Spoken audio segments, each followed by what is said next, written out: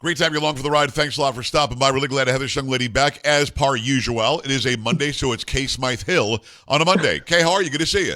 I'm doing good. I'm not. I'm exhausted. I'm ready for Christmas. Are you not ready for Christmas? Let's go. I think I'm ready for Christmas. It is an exhausting time of the year. It's supposed to be happy and holly and jolly and all that stuff. But yeah, I'm ready to get to the meal.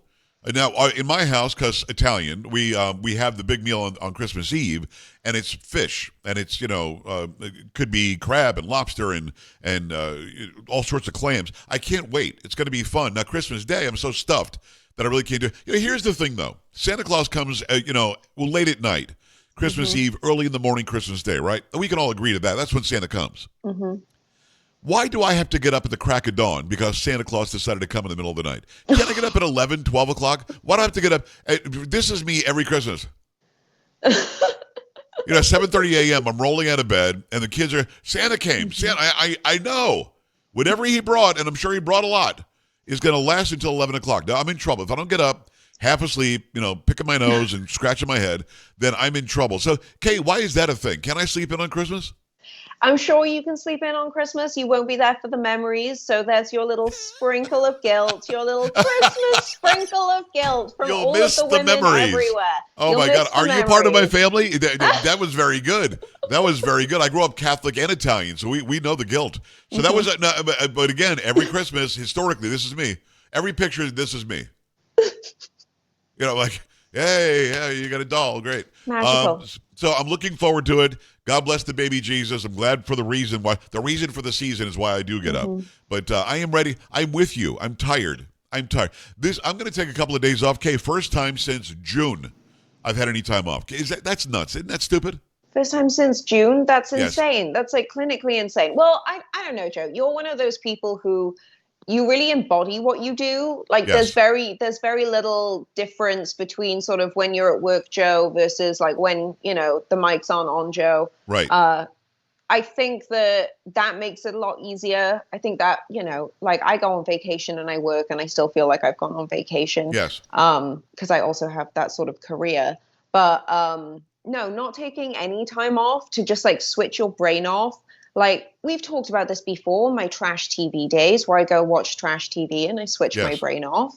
You've got to do that for yourself, Joe. Like pick a Kardashian or like, pick the latest sitcom. But you know what I do? I play doll. Fortnite. I'll play some video games, but then I'll play 2 games of Fortnite, and 8-year-old children will kill me in 2 seconds on the game, and then I'll go back and start working again. So I'm literally going to try to not work, but you know that I'm still going to post videos wherever I happen to be. But I mean, Kay, we had an election to win this year. I think this year was more important than any other recently because there was an election to win, and I feel like we did our job.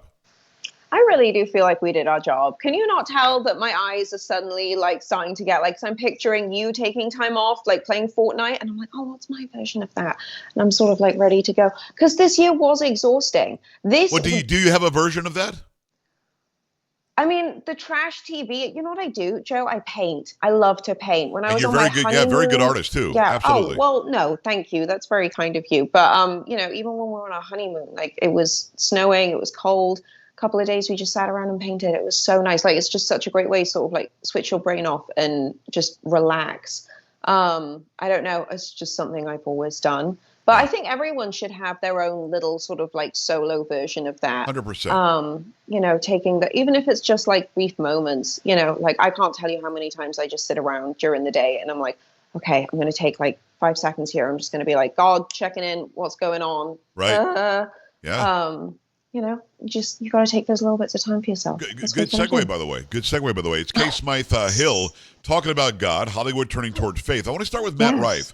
Matt Rife is a young, really good-looking dude who I guess was on some show where it was a quick, snappy comedy, insult each other show. I don't know the name of the show, but he was that guy. And then he sort of went out and started doing comedy shows. He might have been doing comedy clubs while he was doing that show. I don't know. But his rise to fame has been meteoric. He's just, all of a sudden, Matt Rife is everywhere.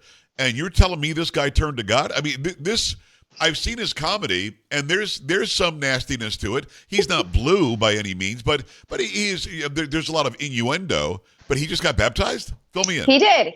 He represents, Matt Rife is one of those guys, I haven't seen a whole lot of his work, but he's one of these men or one of these people, I guess, who's just kind of, like you said, had this meteoric rise to fame. I think more through the proliferation of social media Yes. than sort of like TV or any other kind of medium.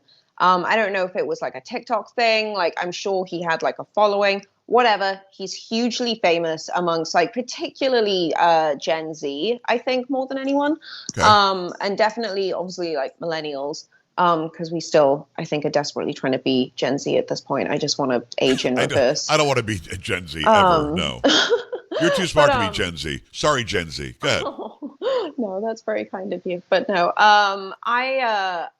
I was kind of as taken aback as you initially, but I also have the sort of luck of working for Million Voices. So I'm also exposed to a lot of these sort of great stories that I'm really calling sort of this like great American revival. We're really living through a pretty historic moment, not just here in the States, but all over the world where it comes to Christianity. Right. And so, this year we've had people like Russell Brand. He's come to Christ and sort of Right. surrendered himself, sort of like he has surrendered himself, like he was baptized in the Thames, I think, which, okay, as a Brit, I'm just going to throw this out there. The Thames is flipping disgusting water. It's nasty. And I didn't read into it deep enough to figure out which part of the Thames it was. Because it's a big river. There could have been a nice part of it. But I'm like, Is there a nice part? Well, we like, watched The Apprentice UK. I've told you that, and it's obviously based in London, and we see the Thames. Don't say Thames; it's the Thames. We see that, and it's murky and muddy and brown and nasty. So, what is the problem? Why is it so ick? What is? It's not man-made, right? That's been there forever, hasn't it? It has. I mean, like it's sort of like managed now. I would Okay. say, but it's. I mean, it's. You're talking about a city that's been there since, or settlement that's been there since before the Romans, really. Wow. It's thousands of years old. I don't know how old the city of London is exactly. I know it's over like thousands of years old. Yes. I think it's called Londinium. That was the Roman name for it. Ah. Okay. But it's just like humans are It's just nasty. gross. Yeah, it's Humans are gross. just disgusting. That's all it is. That's the simple, quick answer. I had a friend who wanted to become one of those. There's a particular word for it. It's like a type of diving Okay. where you go into places like Scuba? the Thames and you Snorkel? stay for like 7 hours or something No. like Ew. that. No, maybe not No. that long. I could be getting this wrong. I don't know. All I remember is that it can take like 7 years off your life expectancy. So he decided to do something else. But yeah, it's a beautiful river, but it's disgusting. There you go. So he got Disgusting. baptized there. Matt Rife, again, his comedy, a lot of it. Now, people say that he's not really ad-libbing, but I think that he probably is. A lot of it is audience interaction. And there's a lot of innuendo in what he does. Again, I don't know that he curses. He might. I think a little so. bit. I'm pretty sure he but, does. But watch his stuff. I think he's very quick, very Yes. snappy, very sarcastic. He's light on his feet, and the guy is pretty funny. But I am surprised to hear that he's sort of turned to religion. That's pretty cool. I mean, there's so many. Like I said, like Denzel Washington, he just became a minister. He got baptized again. I think it was this weekend or earlier this Wow. month. It's pretty incredible. And I also saw an interview with Neil McDonough, who was in Yellowstone. He's one of those guys where if you see him on TV, you're like, oh, He's yeah, that the guy with the doing white hair that and thing. like the icy eyes, right? Oh, yeah, no, he's got a very specific look. Yeah, you know the guy. Yeah, the guy who's also in Tulsa King. Massive shout out to Tulsa King, another great Taylor Sheridan show. He's in a new movie, Homestead, so I guess he's on his press tour for that. But he was talking about how now when he gets, I guess it's like a breakdown sheet from the studios to tell actors and people in entertainment what the studios are looking for, what they're looking to buy in the year coming up. I think he said it was like 4 or 5 out of the top 10 studios are all like, oh, if you've got a story of faith, we're really interested in it. Wow, And that's I cool. think this is magical. Like, I mean, we talk about how exhausting this year has been, but I mean, the revival events happening on university campuses, like all over the country, like you could sit and doom scroll Twitter all day, just looking at these like huge, huge events, huge crowds. Right. Like, I mean, so many different schools and not even just like Christian schools. I think it's like incredible. Like there's this huge wave happening. And my favorite part of it, Joe, is that it's people like Russell Brand, who was once so smacked out on heroin that he had mice living in his hair full time. The people, like, he's still someone who swears. That's real. That's real. Yeah, it's real. That's a true story. That is Wow. not hyperbole. I remember watching a documentary about him like 15 years ago or something about this. It was insane because this is the thing, he's been insanely famous in Britain for a very, very, very long time. Right. A lot longer than he's been sort of famous over here in the States. And so we remember him when he was sort of in his addiction, when he was coming up in his fame, and all these sort of like twists and turns that his life has taken. And sort of similarly to Matt Rife, I think they're both like quite raunchy people, like you said, a lot of innuendo, lots of swearing. Joe, I follow Christ, and You are a potty my mouth. soul. You are a potty mouth. Like, don't ever go listen to old episodes of my old podcast. Anyone. Like, it's don't just ever listen to our swear conversations words. off the air. Right? Like, exactly. But listen, I curse like a sailor too. I don't think that makes you less Christian. I think some people who are very, very devout don't love it, and I get that. But I'm with you. I mean, you can still do what you do. So Matt Rife can still do what he does, although he's given his life to Christ. And I'm down for that. It is Smythe Hill. Go follow her, ksmythe.com. Watch her on Newsmax. Go to millionvoices.org as well. The U.S. Capitol is going to have a nativity. I didn't know that was in question, that there would be a nativity at the Capitol. Did somebody try to stop that from happening? Yeah, it's been like I think it was like a more than a decade-long court case, or almost a decade-long court case. This is a piece I wrote up for Million Voices. It's actually, no, it's not happened before, Joe. There hasn't. It was earlier this month. They put up the nativity scene. Again, looking back at it, I was like, I didn't really understand from some of the reports I read whether it was like the actual physical, like we have the nativity outside of the house, the sort of, wooden or like cardboard thing. They also did sort of like a live reenactment. I know for sure that I saw that. I don't know if it was just a live reenactment. I think it was more just sort of like the headline that really stuck with me, which I get it. I'm in news media. We're supposed to read beyond the headlines, but it just sort of played so well into this sort of great revival movement that I'm seeing happening everywhere. This sort of like second Jesus revolution, where it's not just, people going out and sort of like surrendering to Christ and, getting saved. It's this more tangible shift that's happening. I think a lot of people, at least a lot of people that I've spoken to, they sort of attribute Trump's win. I think that the nativity being displayed at the U.S. Capitol, just the fact that case won, what I found I got to stop you because I know that you know this, but you're not from here, so I'm gonna give the more than maybe others will give you. The argument about the separation of church and state is so stupid. Yeah. It is the dumbest thing I've ever seen.